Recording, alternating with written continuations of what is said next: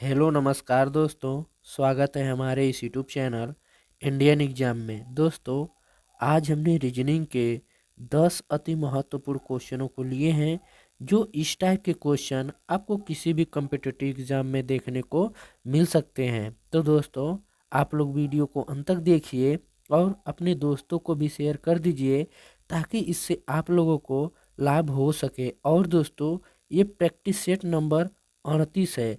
अगर आप लोग 37 नहीं देखे हैं तो हम इसका प्लेलिस्ट बना दिए हैं, आप लोग प्लेलिस्ट में जाकर देख सकते हैं। तो दोस्तों, आइए क्लास को शुरू करते हैं और देखते हैं हम लोग पहला प्रश्न। हमारा पहला प्रश्न है, कह रहा है कि नीचे दिए गए श्रेणी श्रृंखला में प्रश्नवाचक चिन्ह के स्थान पर कौन सी संख्या आएगी। देखिए दोस्तों, इस टाइप के एक क्वेश्चन आपको हर एग्जाम में देखने को मिल जाते हैं। तो दोस्तों, आप लोग हमारे साथ इन 10 क्वेश्चनों को हल कीजिए और हमें कमेंट बॉक्स में लिखकर बताइए कि आप लोगों ने 10 में से कितने का सही उत्तर दिया है। दोस्तों, जब भी आप लोग ऐसा क्वेश्चन कीजिए तो पहले नंबर सीरीज को देखिए कि नंबर सीरीज कैसे चल रही है। देखिए, यहाँ पे दिया है 14, 14 से हो गया है 47, यानी 14 के यहाँ पे 3 गुना है। तो देखिए क्या करते हैं, अगर दोस्तों हम लोग 14 में 3 का गुणा कर दें, अगर 14 में 3 का गुणा करके 5 जोड़ देंगे ना, तो हमें कितना मिलेगा? 47 मिल जाएगा। कितना मिलेगा दोस्तों? 47 मिल जाएगा। देखिए, अगर 14 में 3 का गुणा करें, 14 तिया 42, अब 42 में 5 जोड़ेंगे कितना मिलेगा? 47 मिल जाएगा। उसी तरह दोस्तों, इस 47 में अगर 3 का गुणा करके फिर 5 हम जोड़ देते हैं, 5 जोड़ेंगे तो हमें कितना मिलेगा? 146। और दोस्तों, 146 में फिर 3 का गुणा करके अब 5 जोड़ देंगे, यानी 3 का गुणा करके 5 जोड़ेंगे, 443 मिलेगा। और 443 में 3 का गुणा करके प्लस 5 करेंगे तो दोस्तों 1334 मिलेगा। तो दोस्तों ध्यान दीजिए, इसमें लॉजिक यही है कि 3 का गुणा करके 5 जोड़ दिया जा रहा है, 3 का गुणा करके 5 जोड़ दिया जा रहा है, 3 का गुणा करके 5 जोड़ दिया है। उसी तरह दोस्तों 1334 में 3 का गुणा करेंगे अब प्लस 5 जोड़ देंगे। दोस्तों, जब 1334 में इसका 3 का गुणा करेंगे तो हमें कितना मिलेगा दोस्तों? 4002 मिलेगा। कितना मिलेगा? 4002। और 4002 में 5 जोड़ देंगे तो हमें कितना मिलेगा दोस्तों? 4007 मिलेगा। कितना मिलेगा? 4007 मिलेगा। अब 4007 किस ऑप्शन में है? ऑप्शन नंबर इसका ए इज द करेक्ट आंसर हो जाएगा। आई होप कि ये भी प्रश्न आप लोग को काफ़ी अच्छे समझ में आ गए होंगे। तो चलिए दोस्तों, देख लेते हैं हम लोग अगला प्रश्न। हमारा अगला प्रश्न है, प्रश्न नंबर 2 है। कह रहा है, नीचे दिए गए विकल्प में से संबंधित संख्या ज्ञात कीजिए। देखिए दोस्तों, ये संख्या एनोलॉजी का क्वेश्चन है और इस टाइप का एक क्वेश्चन आपको हर एग्जाम में देखने को मिल जाते हैं। तो दोस्तों, इस वीडियो रोकिए और खुद से इस क्वेश्चन को बनाने का कोशिश कीजिए। देखिए दिया है 13, अगर 13 का संबंध 170 से है तो 15 का संबंध किससे होगा? दोस्तों ध्यान दीजिए, यहाँ पे लॉजिक देखिए, 13 है ना, अगर आप लोग को याद होगा तो 13 का वर्ग कितना होता है?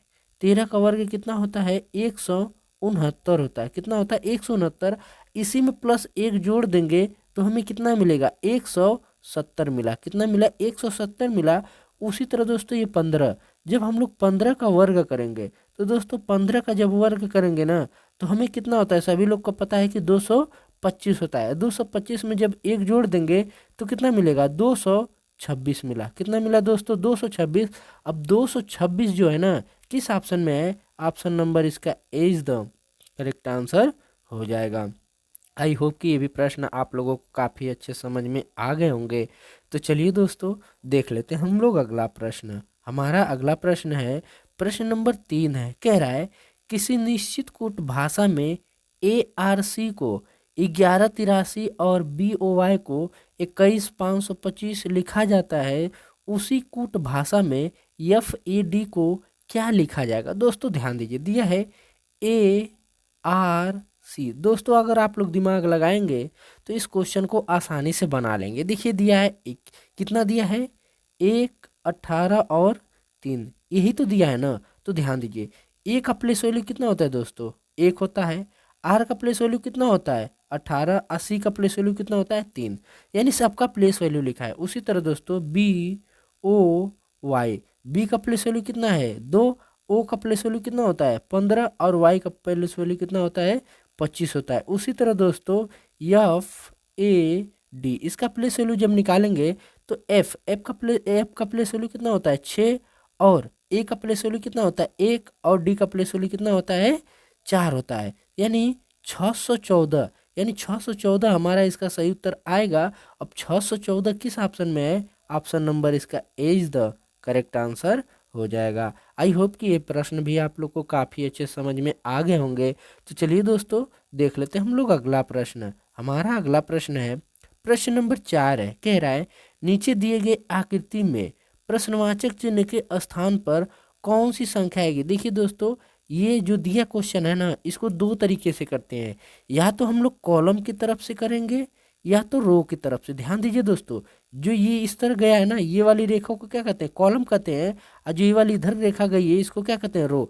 तो हम लोग दो तरीके से इसको करते हैं, या तो रो की तरफ से या तो कॉलम की तरफ से। दोस्तों ध्यान दीजिए, ये दिया है 8 और ये दिया है 4।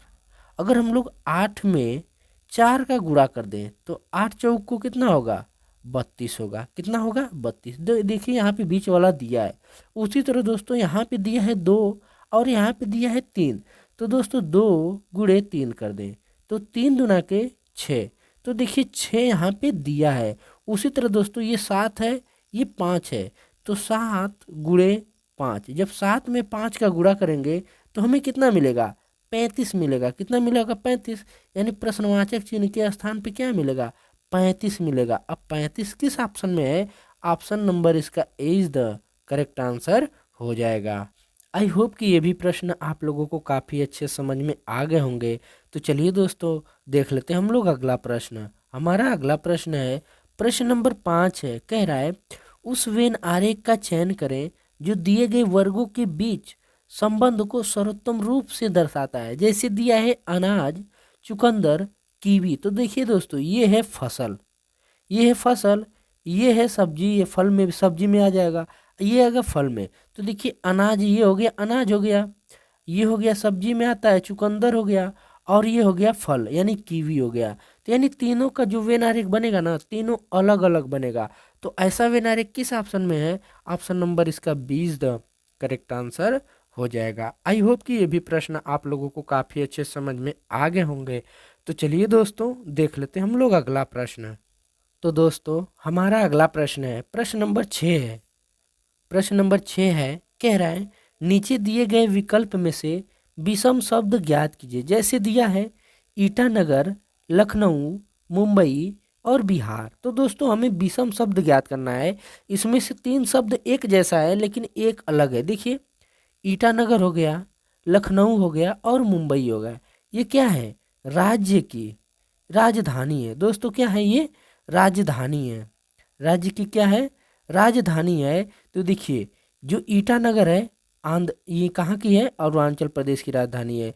लखनऊ है उत्तर प्रदेश की राजधानी है। मुंबई है महाराष्ट्र की राजधानी है। लेकिन बिहार की राजधानी पटना होती है। बिहार क्या है?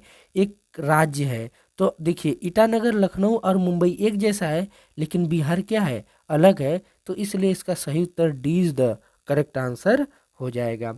आई होप कि ये भी प्रश्न आप लोगों को काफ़ी अच्छे समझ में आ गए होंगे। तो चलिए दोस्तों देख लेते हैं हम लोग अगला प्रश्न। हमारा अगला प्रश्न है, प्रश्न नंबर 7 है, कह रहा है नीचे दिए गए विकल्प में से संबंधित शब्द ज्ञात कीजिए। जैसे दिया है पानी का संबंध अगर द्रव से है तो चट्टान का संबंध किससे होगा? देखिए दोस्तों पानी होता है, यानी पानी कैसा होता है? पानी कैसा होता है दोस्तों? तो द्रव होता है। पानी कैसा होता है? द्रव होता है। उसी तरह दोस्तों जो चट्टान, अब चट्टान कैसा होता है? तो आप सभी लोगों को मालूम होता है कि चट्टान कैसा होता है दोस्तों? चट्टान ठोस होता है। अब ठोस हमारा दिया है तो ठोस किस ऑप्शन में है? ऑप्शन नंबर इसका ए इज द करेक्ट आंसर हो जाएगा। आई होप कि ये भी प्रश्न आप लोगों को काफ़ी अच्छे समझ में आ गए होंगे। तो चलिए दोस्तों देख लेते हैं हम लोग अगला प्रश्न। हमारा अगला प्रश्न है, प्रश्न नंबर 8 है, कह रहा है दी गई शीट को मोड़कर घन बनाया जाता है तो घन में पी के विपरीत कौन सा अक्षर होगा? देखिए दोस्तों जो ये आकृति दी गई है ना, तो इसको अगर हम मोड़ के बनाएंगे तो पी के विपरीत कौन सा होगा? दोस्तों ध्यान दीजिए, जब भी ऐसा आपको मिले तो ध्यान दीजिए इसमें अल्टरनेटरी चलती है। जैसे एक को छोड़िए एक को पकड़िए। देखिए एफ में पी को छोड़ दिए, एल को पकड़ लिए, यानी एक को छोड़कर एक को पकड़ते हैं तो एफ का विपरीत क्या होगा दोस्तों, एल होगा। एफ का विपरीत क्या है, एल। और दोस्तों यहाँ पे देखिए ए है, एक यहाँ पे एच को छोड़ना है तो एक विपरीत ए को छोड़ेंगे, ए का संबंध किससे हो जाएगा, के का। यानी ए का विपरीत क्या है दोस्तों, के है। और पी का विपरीत क्या होगा दोस्तों, एच होगा। यानी पी का विपरीत क्या होगा दोस्तों, एच होगा। हमसे पूछा क्या है कि पी के विपरीत कौन सा अक्षर होगा, यानी पी के विपरीत क्या होगा, एच होगा। अब एच किस ऑप्शन में है, ऑप्शन नंबर इसका D is the correct answer हो जाएगा। आई होप कि ये भी प्रश्न आप लोगों को काफ़ी अच्छे समझ में आ गए होंगे। तो चलिए दोस्तों देख लेते हैं हम लोग अगला प्रश्न। हमारा अगला प्रश्न है प्रश्न नंबर 9, कह रहा है कि शाम को 5 बजे स्कूल से घर आते समय केतकी की परछाई उसकी बाईं ओर पड़ रही थी, तो उसके घर से स्कूल किस दिशा में है। देखिए ये दिशा परीक्षण से क्वेश्चन पूछा है और इस टाइप के एक क्वेश्चन आपको हर एग्जाम में देखने को मिल जाते हैं। देखिए सबसे पहले हम लोग दिशा को जान लेते हैं। मैं आप लोग को पिछली वीडियो में भी बताया हूँ कि दिशा हमेशा ऊपर की तरफ उत्तर मिलेगा, आपको इधर पूर्व मिलेगा, और हमेशा दक्षिण नीचे की तरफ मिलेगा, और इधर पश्चिम मिलेगा। तो ध्यान दीजिए इधर क्या मिलेगा, पश्चिम मिलेगा। देखिए क्या है कि शाम को 5 बज रहे हैं, तो स्कूल से आते समय केतकी की परछाई बाईं ओर पड़ रही है। तो देखिए शाम को 5 बज रहा है, तो दोस्तों ध्यान दीजिए शाम को जब 5 बज रहा है तो सूरज इधर हो जाएगा कि नहीं, सूरज इधर होगा। ध्यान दीजिए सूरज इधर होगा, तो केतकी अपने स्कूल से आ रही है, यानी स्कूल से आ रही है तो उसकी परछाई किधर पड़ रही है, बाएं। तो यानी अगर ये इधर आ रही है, अगर ये सूर्य इधर है, केतकी इधर है, तो उसका लेफ्ट इधर पड़ेगा और राइट इधर पड़ेगा ना। तो यानी बाईं ओर पड़ रही है, तो यानी उसकी परछाई कहाँ पड़ रही है, केतकी की परछाई इधर पड़ रही है। तो पूछा जा रहा है कि स्कूल, उसके घर से स्कूल किस दिशा में है। यानी इधर से ये जब आ रही है तो दक्षिण की तरफ उसका घर है, स्कूल किस दिशा में है, उत्तर की तरफ है। यानी उत्तर किस तरफ है, उत्तर की तरफ क्या है, उसका स्कूल है, और दक्षिण की तरफ उसका घर है। तो उत्तर किस ऑप्शन में है, ऑप्शन नंबर इसका ए इज द करेक्ट आंसर हो जाएगा। आई होप कि ये भी प्रश्न आप लोगों को काफ़ी अच्छे समझ में आ गए होंगे। तो चलिए दोस्तों देख लेते हैं हम लोग अगला प्रश्न। हमारा अगला प्रश्न है प्रश्न नंबर 10 है, कह रहा है कि नीचे दिए गए पासे में 4 के विपरीत कौन सी संख्या होगी। देखिए दोस्तों ये काफ़ी आसान क्वेश्चन है।